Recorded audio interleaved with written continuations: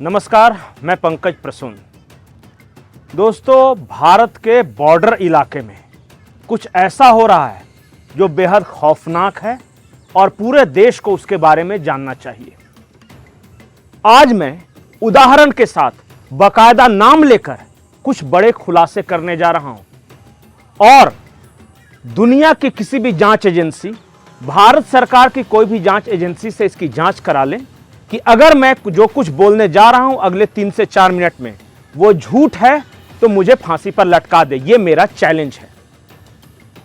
अब मैं कुछ उदाहरण बताता हूं। आपने लैंड जिहाद का नाम सुना है कभी? लैंड जिहाद, जमीन जिहाद।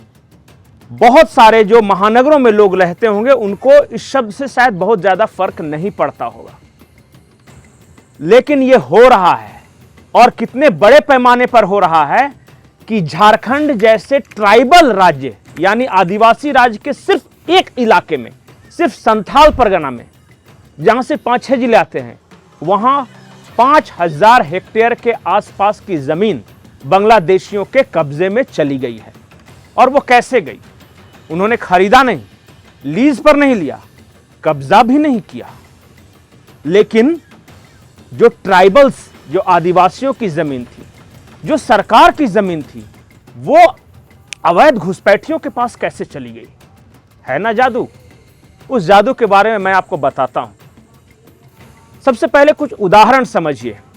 पहला उदाहरण है, नाम है मरियम मरांडी। मरियम मरांडी नाम सुनकर समझ में आ रहा हो कि आदिवासी है, महिला। मरियम मरांडी ने एसटी सीट से बहुजन समाज पार्टी के टिकट पर चुनाव लड़ा। कोई बुराई नहीं, एसटी सीट पर कोई एसटी नहीं, अगर कोई आदिवासी नहीं लड़ेगा तो कौन लड़ेगा? लेकिन यहां एक झोल है।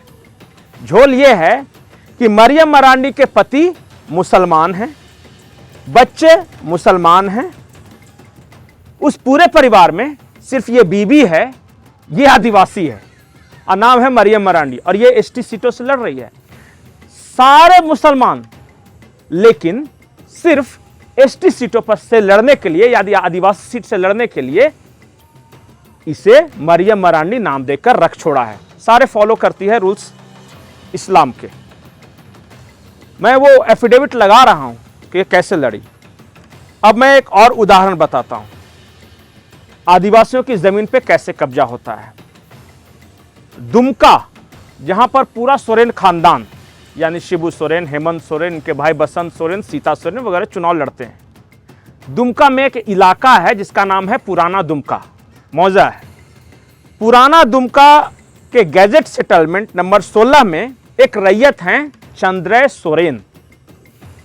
चंद्रय सोरेन आदिवासी, उनकी बेटी को भगाकर एक बांग्लादेशी ने शादी कर लिया और आज चंद्रय सोरेन की 10 एकड़ जमीन उस बांग्लादेशी के नाम पे है, क्योंकि आदिवासियों में यह नियम है कि बेटियों को बराबर हिस्सा मिलता है जमीन में।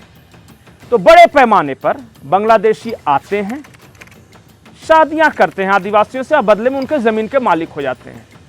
हर न फिटकरी रंग चोखा, एक पैसे का इन्वेस्टमेंट नहीं और जमीन मिल रही है प्राइम लोकेशन पर, महंगी जमीनें। यह है लैंड जिहाद। मेरे पास दर्जनों ऐसे उदाहरण हैं जो कि मैं आपको बताऊंगा। एक और उदाहरण, एक कदमा पंचायत है, मुखिया का नाम है एलिगेंस हांसदा और पति है जैनुल अंसारी। वाह, क्या तरीका है। अब इस तरह करके संथाल परगना की 5000 एकड़, जी हां 5000 एकड़ जमीन जो कि भारत की जमीन थी, बांग्लादेशियों के कब्जे में चली गई। फिर आप सोचेंगे मैं तो दिल्ली में रहता हूं, मैं मुंबई में रहता हूं, मुझे क्या फर्क पड़ता है? बांग्लादेश के बॉर्डर इलाके में बंगाल को कब्जा कर ले बांग्लादेश, क्या फर्क पड़ता है? झारखंड के जो सटे हुए इलाके हैं, वो साहिबगंज हो गया, गोड्डा हो गया, दुमका हो गया, जहां से निशिकांत दुबे चुनाव लड़ते हैं, कब्जा कर ले बांग्लादेशी, आपको क्या फर्क पड़ता है? फर्क तो पड़ना है नहीं, क्योंकि हिंदुओं को सही में अपने पड़ोसी हिंदुओं के दुख से कोई फर्क नहीं पड़ता। अब मैं कुछ और उदाहरण बताता हूं। एक शब्द है बियरर चेक और झारखंड के जब आप आदिवासी इलाकों में जाइएगा ना, तो ब्लैंक चेक या बियरर चेक बहुत फेमस टर्म है। ऐसे तो ये बैंक से जुड़ा हुआ मामला है कि जो चेकबुक होता है वो बैंक चेक कहलाता है, लेकिन ब्लैंक चेक की कहानी क्या है?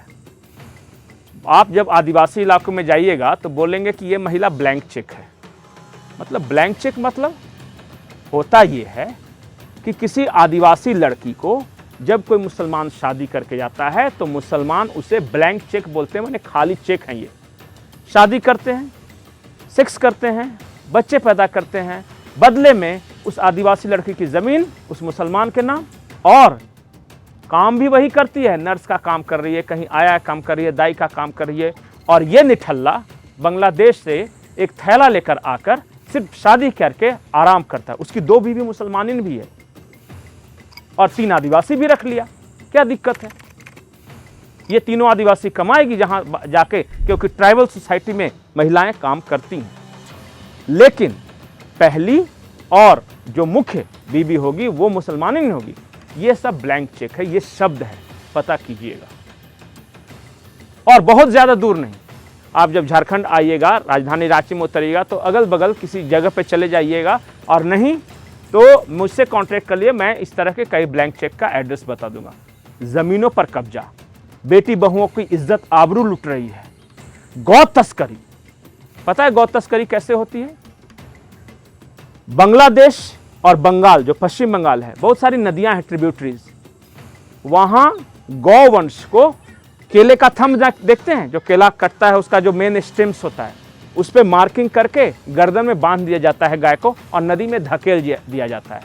भारत की तरफ से नदी में धकेला, बहते बहते बांग्लादेश में जाकर किनारे लग गया, वहां नंबर और मार्किंग के आधार पर उसको रिसीव कर लेते।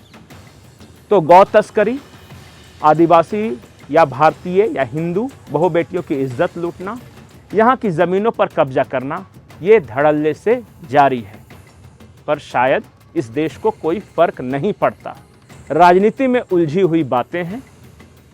एक सच्चाई और है कि जिस इलाके में मैं ज़मीनों पर कब्जे की बात कर रहा हूँ, उस इलाके में धर्मांतरण की गतिविधियां भी बहुत तेजी से बढ़ी हैं।